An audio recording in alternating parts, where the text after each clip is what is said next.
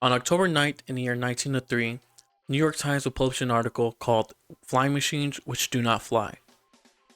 The main purpose of the article was to talk about how flying machines were not going to be built for not another 1 to 10 million years. This was believed due to the lack of understanding of mechanics and mathematics at the time. Well, approximately 10 weeks later, December 17th of the same year, 1903, the Wright brothers would successfully fly their first flying machine. Orville Wright would fly the flying machine for 120 feet for about 12 seconds, while his brother Wilbur Wright would fly the flying machine the longest, achieving 852 feet in a matter of 59 seconds. 65 years after the Wright brothers flew the first flying machine, mankind would perform its greatest leap of science yet. They would land on the moon during the Apollo 11 mission. Since the Apollo mission, mankind has been going back and forth in space, as well as sending objects and machinery into space and onto other planets and to see other galaxies. Space is the last frontier for humanity, and it seems that we are currently trying to find ways in order to make it easier for us to send people back and forth between space. In the year 2010, NASA would look to hire competitive aerospace companies in order to create a reusable ship that they could reuse again and again. Also, real quick, NASA's Commercial Crew Program is the official name of the project that NASA was hired SpaceX and Boeing to do.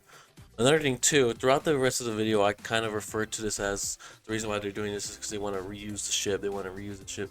That's not necessarily the case. See, SpaceX has pretty much created a ship where they were able to reuse the space boosters of the ship. Essentially, the boosters that was able to launch the ship into orbit. The whole purpose of this project, or this whole project is supposed to be though, is supposed to kind of develop a safe, reliable, and very cost-effective form of transportation from orbit to the International Space Station. The idea is supposed to be, it's supposed to be reusable, but it's also supposed to be very cheap, a lot more cheaper than a regular rocket, because we always constantly going back and forth to the International Space Station. So I suppose the idea is that we will need a better way or a cheaper way to go to the International Space Station. So yeah, enjoy the rest of the video.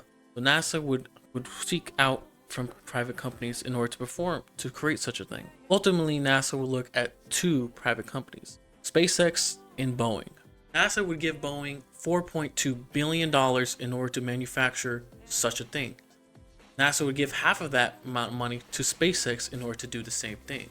In 2019, Boeing would launch the first Starliner, which was unmanned at the time.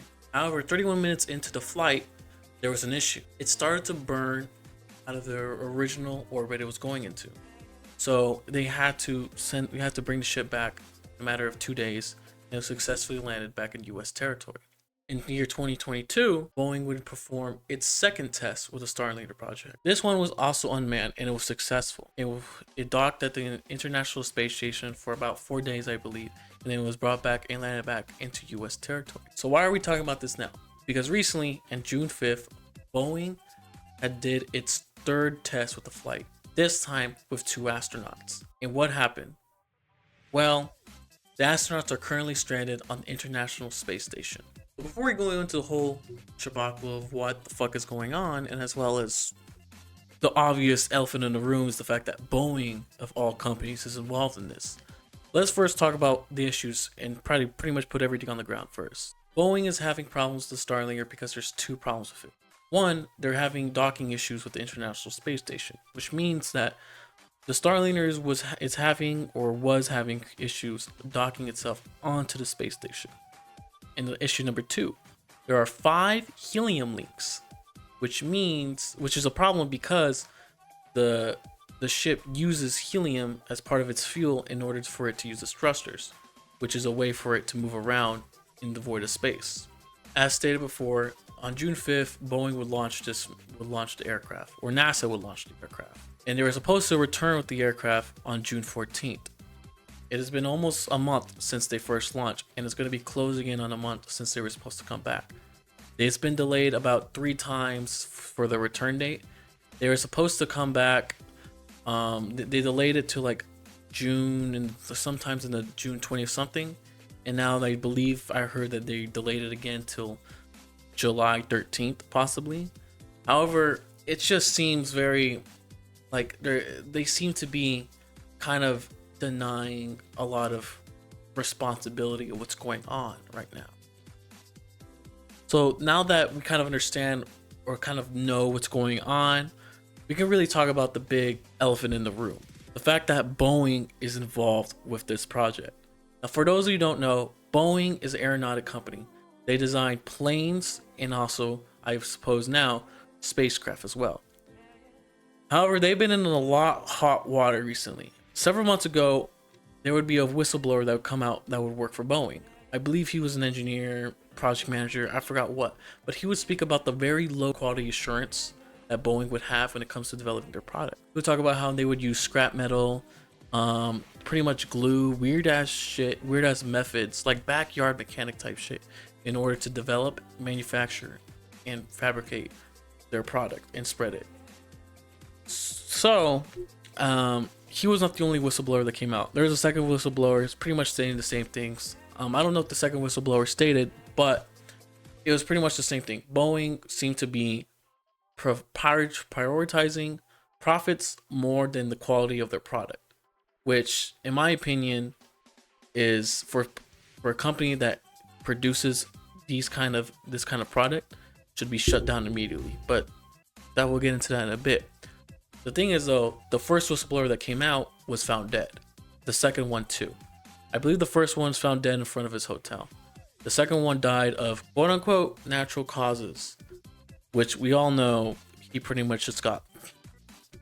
Now currently, I believe there's 10 more whistleblowers that are apparently coming out from Boeing in order to as whistleblow about the company. As well as Congress was pretty much investigating Boeing as well. They would bring along the CEO of Boeing and they would pretty much grill him about all these kind of conspiracies, or not even conspiracies at this point, but rather as the fucking truth of what Boeing does and what Boeing was behind on a lot of the issues that they have within their company. They'll talk about how they were pretty much like blackmailing people as well. They even asked them straight up, what do you do against people who are retaliated against the company? Which what they mean is asking like, what do you do against people who are pretty much coming out the truth or going against like company standards? In which Boeing case, company standards means pretty much low quality of work on their product. And from there, the CEO would admit himself that they have disciplined retaliators of the company. He even said it himself that they have fired people and they have disciplined people from people who were pretty much speak the truth about what Boeing has done, essentially. Now, it's not a come out admissions that they have killed the whistleblower, but at the same time, they have admitted that they have done something that has not murdered, but has disciplined to said whistleblowers. Now, Boeing has issues with their aircrafts all the time. One of their aircrafts, the door flew open and they had to do an emergency landing because of all that pressure inside. It was not safe, so they had to do an emergency landing. But what about their hand in the Starliner project? What did they do specifically in the Starliner project? Well, given $4.2 billion, Boeing was in charge of building it themselves. Yes. I mean, during the time in 2010 when NASA was looking for private companies to do this, I suppose all the Boeing stuff has not happened yet, pretty much. But now, especially with now, when this whole story first came up, it kind of, when I thought about it first, it's like sometimes this happens. NASA is not perfect. They've made a lot of mistakes in the past too, but they always do prioritize pretty much the quality of their product. They don't, ever since the Challenger explosion, they never want another something like that to happen again. That's why they're always very cautious with it. However, them going to Boeing and going to a private company always seemed kind of weird when I was reading into this. I always figured NASA would kind of just do it themselves, but maybe they don't have the specific manufacturer requirements in order to develop a reusable ship. They only ever developed ships that were be able to use once. When I first heard about this story, I saw the name NASA and I thought, all right, they're probably gonna get this fixed as soon as possible. It's NASA. They're a bunch of eggheads over there. Then I saw the name Boeing, and then I thought to myself, holy shit, this is insane. No way Boeing just took another fucking L on the news about this. So I had to look into it more, because I thought, okay, maybe they were just a part of the team, maybe they just sent some engineers, they made some designs or whatnot. No, they were fucking in charge of building the entire damn thing. They were in charge of it. They had employees, their own employees, they hired their own project manager for it. And let me tell you, the stuff about it is pretty fucking insane what they were talking about it. So apparently, one of the lead project managers for the project, I believe it was a project manager, apparently they knew of the issues that the Starliner had beforehand, which was like, hello, what the fuck do you mean by that? So not only was the official project delayed twice, the first time being a failure, the second time was unmanned and it was just a test flight, and it was like, all right, it was not a failure. The third time, which is currently happening right now, is a failure. They knew about the helium leaks of it originally before they launched the ship. However, the project manager said himself that they did not deem it to be such a big issue that would affect the mission. It is, what the fuck? What is that? What do you mean? It's fucking leaking something that's flammable. It's leaking something that's used for its fucking fuel for propulsion. So what do you mean that's not a problem? Like, apparently they said it was not a big issue because it had much more helium that was required to perform the mission successfully, which was like, I mean, like, it apparently they said a lot more than what they needed for the mission, which is fucking insane. Like, why would you have that amount of helium? That would add extra weight. I understand having reserves, but like, that's just insane. Not to mention, an engineering company saying that, an engineer saying that. I don't know if the project manager is an engineer. I would hope he has some sort of hands in engineering when it comes to understanding what the product is doing. The fact of him saying that about the quality of the product, about him understanding that there was a problem beforehand, is insane. From my understanding, from what I've worked in with the fields industries that I've worked in, at least, when there's a problem that occurs, you have to do a few things. Either you solve the problem 100% till the end, or you work around the problem, or you pretty much just scrap the whole thing and you have to do it all over again. Because usually you have to work for perfection. You have to, especially for aircraft, for spacecraft.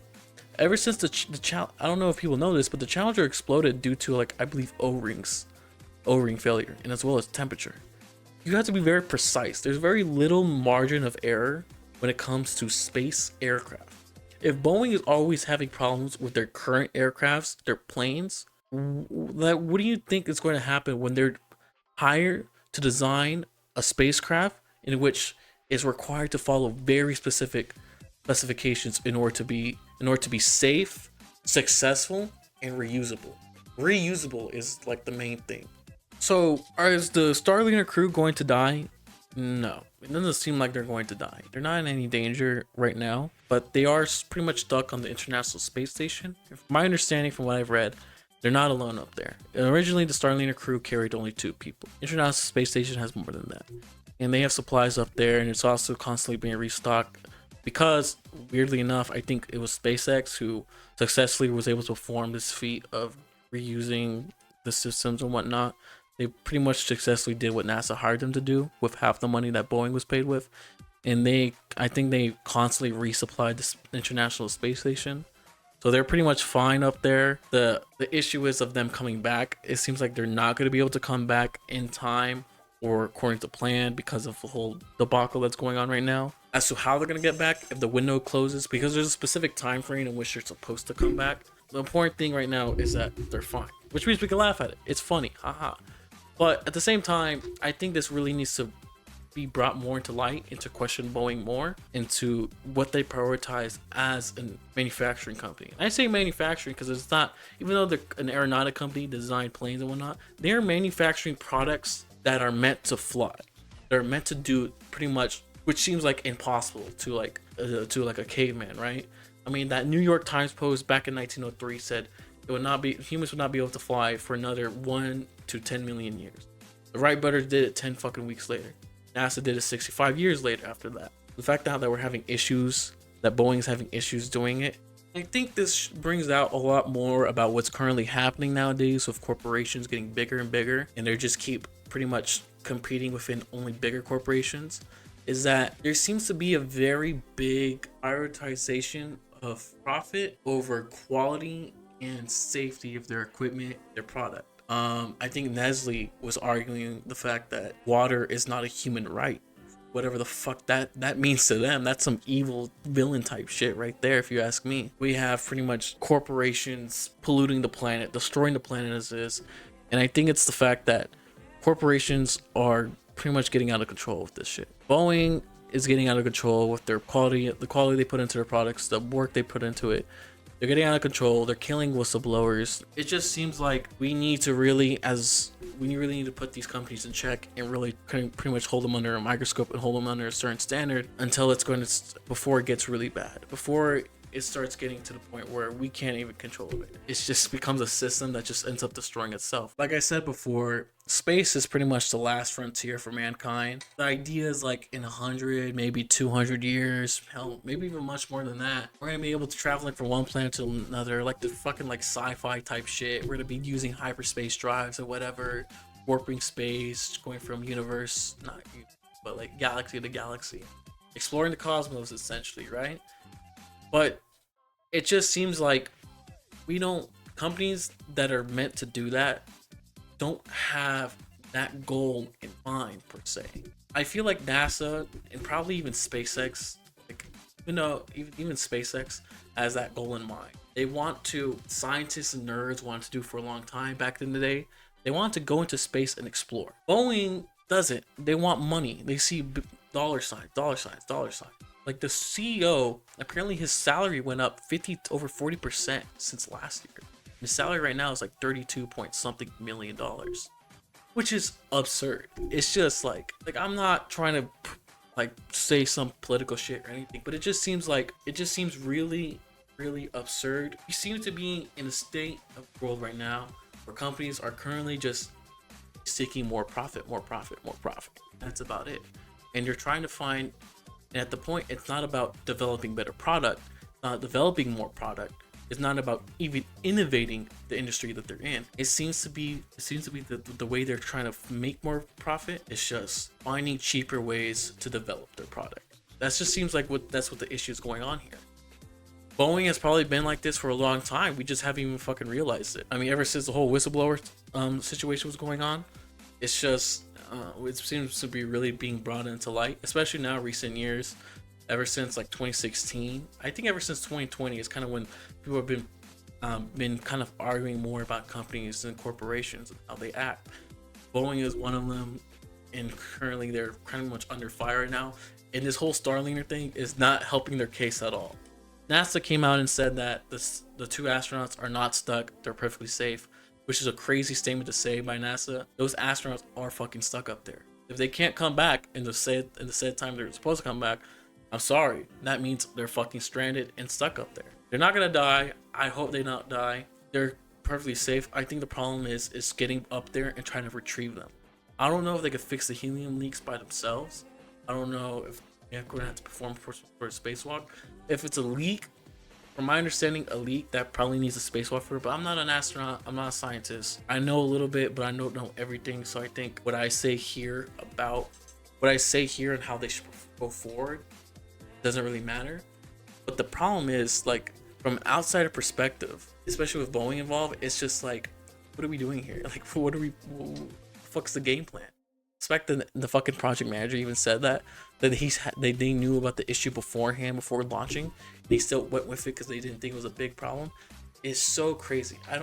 It's so crazy to me. It's like a mechanic saying, "Oh, I know the brake fluid was leaking, but it's not a big problem. It's a small fucking leak." Well, that's fucking insane. You gotta fix that shit up. I think I'm not going to start rambling from this point on, so I'm gonna end this soon. But it's just, I wanted to talk about it because I thought it was insane. Like the moment I saw Boeing, my mind went, whoa.